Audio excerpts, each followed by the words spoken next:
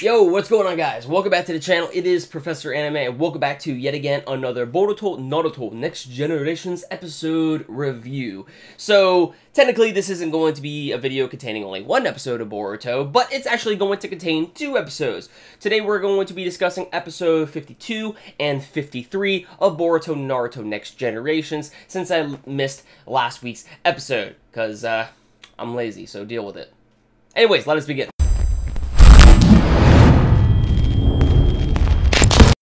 Alright, so before we dive into the nitty-gritty of what was contained in episode 52 of Boruto, I just gotta say this right now, we gotta talk about the OP. The OP is meh. It's really not that great, to be honest with you. I'm not a big fan of it vocally. I mean, it's alright, I guess, but it doesn't grab me like the second OP for Boruto did. And also, visually, the OP is just...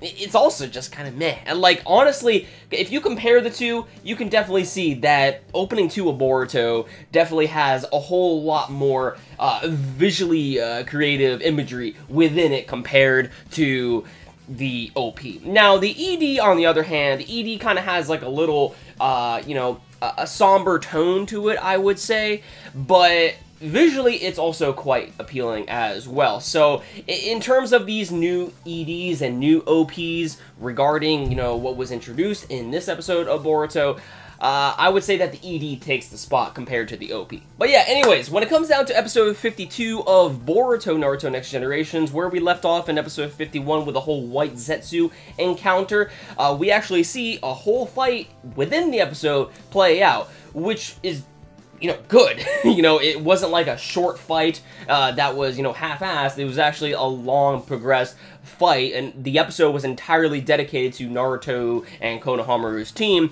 you know, within the mine, dealing with the whole White Zetsu encounter. So there was an entire episode dedicated to that, which is good.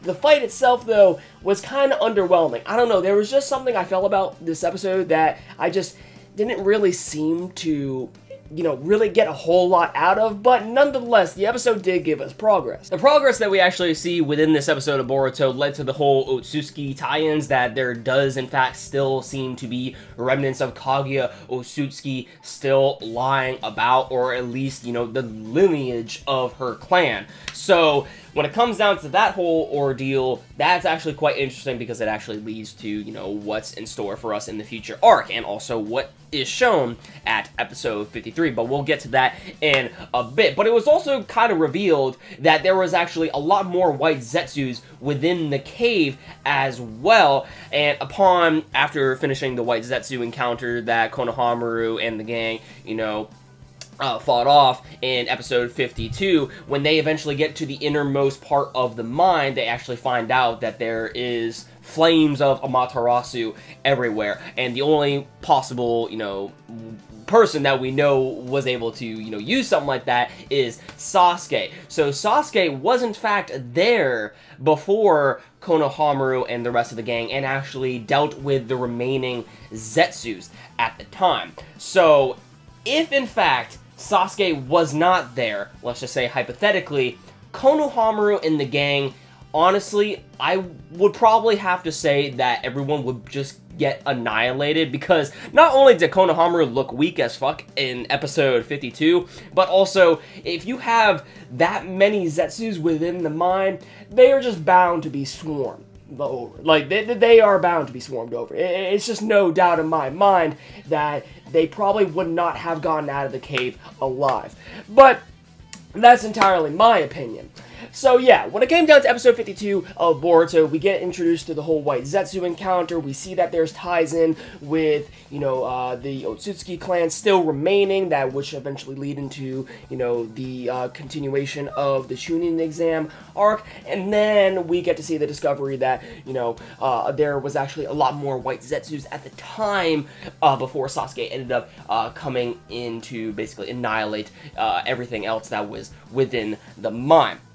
Now, when it comes down to episode 53 of Boruto, this is where things start to actually get quite interesting. So yeah, when it comes down to my personal opinion, when it comes down to comparing episode 52 of Boruto and episode 53, episode 53 definitely takes the spot. So I would say that this week's episode is the betterment of what we saw in last week's episode of Boruto. What was contained within this episode was pretty good. I really like how they progressed things when it comes down to this episode of Boruto. First off, we start off with a scene with some of the other members of the Otsutsuki Clan. And what's revealed in this is that apparently Naruto, the last movie, is actually having an impact on the Chunin Exams. Now, we do know that Boruto, the movie, you know, that was obviously, you know, something that was going to play a huge role within this arc, because it's essentially what the anime is adapting. They're adapting the Boruto Naruto movie with, you know, new content that was thought out by Masashi Kishimoto himself, but they couldn't, you know, put in all that he wanted to put in due to time constraints when it came down to the movie. But not only is that a factor, but also that Naruto the Last, the events that happened within that movie, if you haven't watched it yet, you really should, because this actually just proves that this, you know, movie is canon now. The events that happened within that movie play a role into this arc as well, as we see Toneri Ōtsutsuki, and they mention, you know, the various things that happened within that arc, and yeah, it just kind of really provides a little bit more substance to what's going on within, you know, the anime right now. So for that, I was actually quite interested. But yeah, we see that there is an encounter between Toneri Ōtsutsuki along with one of the other Otsutsuki members who, you know, is technically an antagonist of the Chunin Exams, and he basically freezes Toneri Ōtsutsuki, imprisons him for about 10,000 years. So yeah, that's quite insane that this guy has a jutsu like that. So yeah, doesn't look good. But that wasn't really the focus of the entirety of this episode. What was the focus of this episode was Himawari's birthday. But before we get into that scene that played at the very end of this episode, let's first talk about Katasuke. Katasuke, with the upcoming Chunin Exams, we see that Katasuke ends up asking Naruto, the head Hokage, if in fact he can use his, or if the shinobi can use his scientific way of, you know, doing ninjutsu, basically. A more modern way of creating ninjutsu. But the thing is that when it comes down to the technology that he is using, while it is cool and very convenient at hand, it takes away the whole aspect of an individual trying to, you know, undergo harsh training in order to become a shinobi. So therefore, it's necessarily taking the easy way out and not really getting the whole gratification as you would as a shinobi to begin with. So that's why Naruto declines him, and we see that when Katasuke eventually goes back to the facility in which he works at, of course, he is depressed, but then that is when something happens to him. I believe someone grabbed him, which probably happens to be one of the Otsutsuki members that is going to use him as a pawn to this whole arc. Now, the scene at the very end of this episode, episode 53 of Boruto, is what took the cake, because we do remember the promise that Boruto and Naruto made when it came down to remembering Himawari's birthday. He said that, you know, I want you to be here for Himawari's birthday. If you don't, I am never going to forgive you as a son, necessarily. And, of course, Naruto accepted this promise, and we do eventually see Naruto at the end of this episode with everyone at Himawari's birthday. And I do believe, in my mind, I do believe that that was in fact Naruto. That wasn't a shadow clone at the time. However, when we see Naruto eventually go into his room to look at the pictures of his family and etc., that is when the shadow clone was put on the spot, where we saw, you know, the shadow clone come out with the cake, and then all of a sudden, poof, basically he was gone, you know. And then when we see Boruto run into Naruto's room, he sees that the window was open. So that basically deduces the fact that most likely he had a shadow clone take the spot of him while he went off to do, you know, his other work. And I mean, while it does suck as, you know, a kid, you know, who really can't interact with his father all that much just due to how busy he is, it does suck. I get why Boruto is the way he is, and I also get things on why, you know, Naruto has to do the things that he has to do, because, I mean, this is a very stressful job. He's essentially the president, necessarily. So, it's going to be very, very hectic for him to try to, you know, put in the time for his family. So, while it does suck as him, you know, trying to, you know, be there for his family, you know, still, he does have the responsibility, you know, to be there, and it is ultimately hard for him as an individual to be there in the case. And, you know, when it comes down to Boruto, we get why he is the way he is, why he's so defiant, and why he is so, you know, rebellious against his father. It's just simply he just wants to be acknowledged by, not only by other people, but also himself. So when it comes down to those two characters, we, you know, see why things are the way they are. And I love how Hinata actually brought up the fact that when it came down to the fourth Hokage, which was Naruto's father was never there for him. So necessarily when it comes down to Naruto, it's very hard for him to, you know, really see how it is to be a father figure.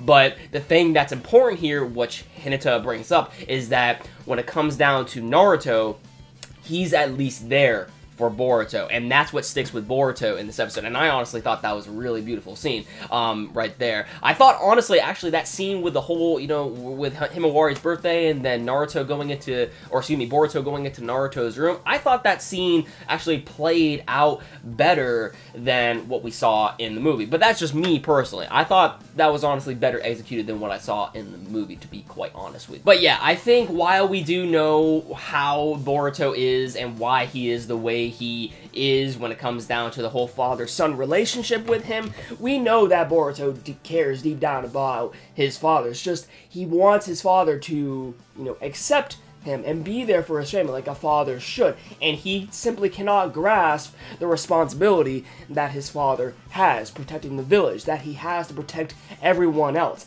You know, he's simply protecting the village in order to protect his family, but also he's trying to protect the people revolving around that. Naruto has a huge responsibility, you know, so yeah, and Boruto just can't come to terms with, I guess, accepting that. And we even seen how stubborn he is throughout this entire series. Even episode 52 showed that he still wants to be acknowledged and basically take all the credit for it. We saw that whole scene in episode 52 when Boruto, when it came down to the whole Waizetsu encounter, that when it came to him breaking away from the strategy that he originally thought about with his teammates, he broke away from that and ended up getting bitten in the ass because of that, you know, because he wanted to take all the credit.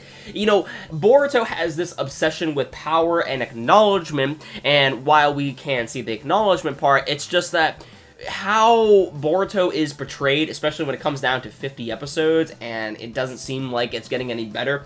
The development of Boruto really, you know, we're not going to see, you know, him actually make a change into his overall persona until probably, like, after the Chunin exams, and you'll see why eventually for you anime-onlys out there. I mean, I've seen the Boruto movie, so I know what to expect out of this arc, but yeah, we're not going to see a change in Boruto's character until probably after the Chunin exams. But seriously, I gotta say right now, Boruto is one of the most stubborn characters that I have seen in anime, and I honestly, I'm not liking his character at all, because it's gotten to the point to where it's just annoying. He's simply not learning from his mistakes.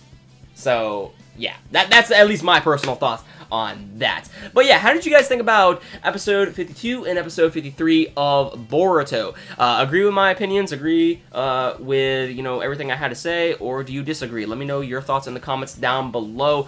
Be sure to give this video a like if you enjoyed. Hit that red subscribe button if you want to see more. Let me know your personal thoughts and opinions on just this whole developmental factor when it comes down to the Ōtsutsuki tie-ins for this arc of Boruto. And are you excited for this arc to continue on? Because we are progressing. While Boruto might seem still meh for some people, we are progressing. Like, we are actually progressing, getting, you know, some interesting material here. finally now. So, I can't wait to see, you know, the new original content that Masashi Kishimoto has prepared right now. So, I'm excited for that. So, yeah, with that said, thank you for watching. I'll catch you all in the next one. Peace out.